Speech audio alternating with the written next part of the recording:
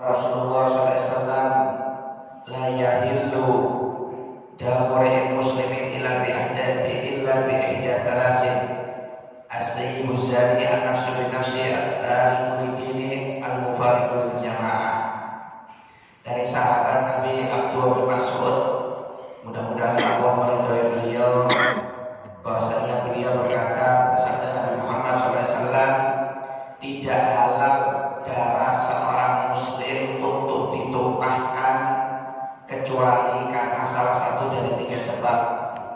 Yang pertama yaitu karena melakukan perbuatan zina, kemudian dikarenakan membunuh jiwa dengan jiwa, dan yang ketiga yaitu karena sebab meninggalkan agamanya, memisahkan diri dari jamaah. Rawahu Bukhari dan Muslim, diriwayatkan oleh Imam Bukhari dan Imam Muslim. Hadis ini diriwayatkan oleh sahabat Nabi Abdullah bin Mas'ud.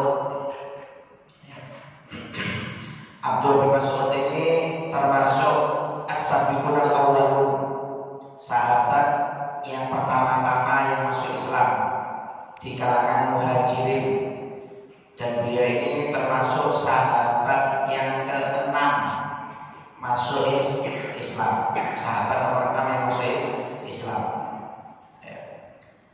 Abdul bin Mas'ud ini sebab masuk Islamnya karena melihat mukjizat Nabi Muhammad SAW.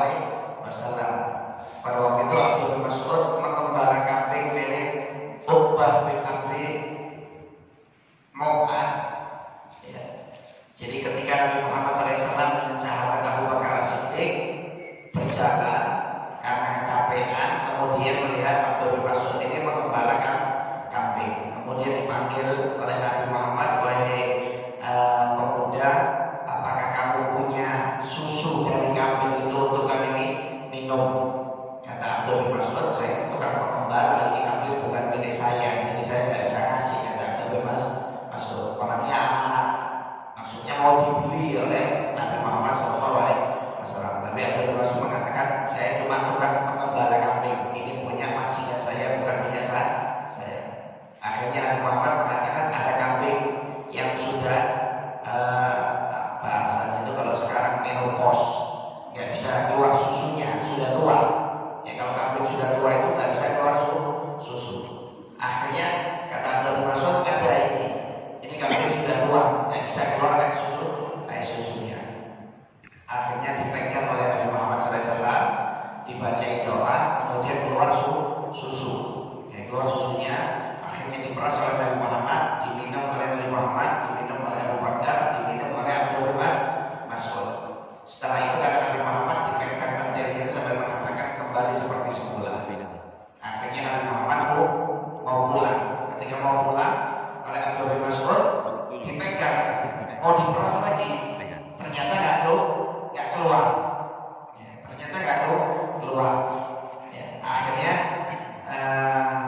Abdul bin Mas'ud mengatakan, "Wahai fulan, bisakah saya belajar ilmu tersebut kepada Anda?" Maksudnya belajar peras itu. Padahal ini susu kambing ini kan nggak keluar susunya, tapi kok bisa keluar susunya? Saya mau belajar ilmu sama kamu. Kata Nabi Muhammad, "Saya kasih alamat, ya. Kamu nanti saya ajari yang lebih bermanfaat daripada itu." Akhirnya mau Abdul bin Mas'ud, akhirnya masuk ke rumahnya Nabi Muhammad SAW pada waktu itu, akhirnya mengucapkan 2 kalimat syahadat. Akhirnya belajar ilmu dengan Nabi Muhammad SAW. Ya, bahkan Abdul bin Mas'ud ini dapat julukan Shahibus Sir, ya, pemegang rahasia Nabi Muhammad SAW. Tidak ada yang boleh masuk kamarnya Nabi Muhammad kecuali Abdul bin Mas'ud. Dari seluruh sahabat itu, yang bisa keluar masuk rumah Nabi Muhammad cuma Abdul bin Mas'ud saja. Makanya pemegang rahasia Nabi Muhammad SAW, yang menyiapkan baju Nabi, yang menyiapkan sandal Nabi, nanti yang menyiapkan tongkatnya Nabi, semua barang-barang Nabi itu Abdul bin Mas'ud. Makanya Anda nggak usah heran kalau kadang-kadang kita di masjid sandalnya diputar, ditata, itu zaman Nabi itu sudah ada. Bahkan yang megang sandalnya Nabi itu Abdul bin Mas'ud. Jadi kalau Nabi masuk sandalnya diambil, nanti mau keluar masjid sandalnya ditaruh. Kita kan kadang-kadang ya seperti itu. Kalau ada penceramah datang biasanya sandalnya disimpan, nanti mau keluar baru diganti. Ya, itu memang amalannya Abdul bin Mas'ud. Ya. Jadi dia yang menyiapkan barang-barangnya Nabi Muhammad SAW. Dan Abdul bin Mas'ud ini orangnya kecil, Pak. Minta maaf ya. Kalau disebutkan di sini, kalau sahabat duduk, Abdul bin Mas'ud berdiri, tingginya sama. Ya, kalau bahasa sekarang kerdil. Abdul bin Mas'ud ini kerdil.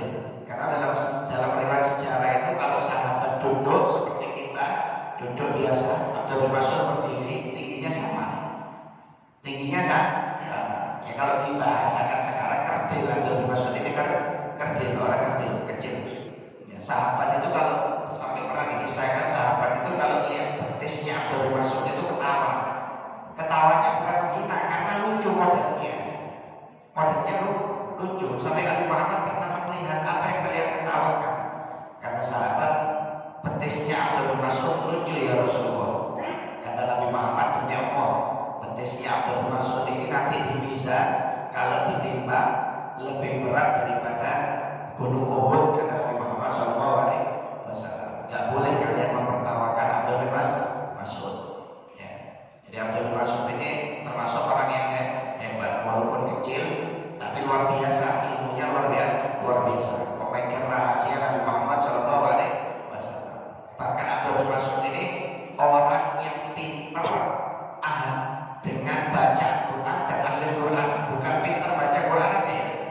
Bacaannya pintar, kemudian tahu hukum Quran. Kata Abdul bin Mas'ud, ya, saya demi Allah, saya tahu Al-Quran itu diturunkan di mana dan untuk siapa. 30 juz itu saya tahu semuanya, kata Abdul bin Mas'ud. Saking pintarnya Abdul bin Mas'ud ya. Kemudian suaranya enak.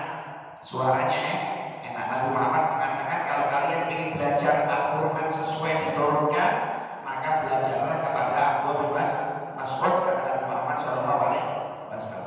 Suaranya enak. Abdul bin Mas'ud ini suaranya merdu. Sampai pernah dikisahkan orang yang pertama kali membaca Al-Quran secara terang-terangan ya. Secara terang-terangan dulu baca Qurannya itu diam-diam, Pak. Gak berani keluar. Umat Islam itu membaca Qurannya di dalam rumah sembunyi. Kan dakwahnya Islam itu kan dulu sembunyi. Sebelum Sayyidina Umar bin Khattab masuk Islam, dakwahnya itu sembunyi-sembunyi. Baca Qurannya pelan-pelan di dalam rumah. Gak berani terang-terangan. Orang yang pertama kali baca Quran secara terang-terangan itu adalah Abdul bin Mas'ud. Ya. Nabi Muhammad pernah mengatakan, siapa di antara kalian wahai sahabatku yang berani baca Al-Quran secara terang-terangan di depan Ka'bah. Sahabat gak ada yang berani yang juga angkat tangan karena musuhnya Abu Jahal sama Sayyidina Umar bin Khattab pada waktu itu. Musuhnya Abu Jahal dengan Sayyidina Umar bin Khattab. Ini dua orang ini dua pemuka suku Quraisy. Ya. Dua orang ini hebat, Pak. Ini apa ya? Bahasanya panglimanya orang kafir Mekah pada waktu itu. Ya. Mereka saking hebatnya mereka ini berdua ini, Abu Jahal dengan Sayyidina Umar bin Khattab, itu kalau berburu bukan berburu ayam kayak kita. Mereka itu berburu singa. Berburu singa. Itu saking kuatnya Sayyidina Umar bin Khattab, Abu Jahal itu kalau berburu singa. Singanya itu diangkat tangan satu. Singa itu besar. Orang satu gak ada yang tahan angkat. Ya. Mungkin berdua, bertiga baru bisa diangkat singa itu. Bertiga belum tentu. Itu saya Umar, Abu Jahal itu kalau saking hebatnya itu kalau berburu singanya tangan satu diangkat. Saking kuatnya orang dulu itu luar biasa. Ya.